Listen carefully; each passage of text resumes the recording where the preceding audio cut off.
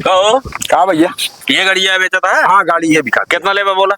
एक दाम है 8 लाख रुपये लेबे। कुछ कम ज्यादा? इसमें कम ज्यादा का सवाल नहीं। जा यार भाई, पट्टीदार है 8 लाख दिन। चाबी हम कर दे, खाता से पैसे निकाल के ले बताई। पकड़ो सुन आओ, बेटा कब है? पगलान है का कब 8 लाख में शोरूम में निकल जाए का करबे खरीद के कब एक 9 लाख का देते तो ले ली पागल।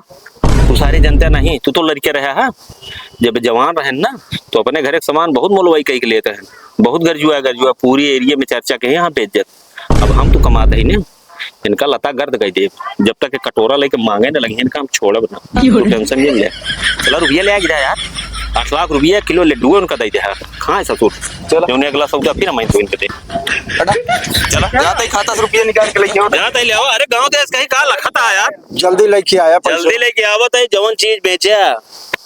अरे बताओ हम बताओ। सबसे 1000 ज्यादा, ठीक ना? ठीक है ठीक है। हाँ कतो पीछे ना पौ गया।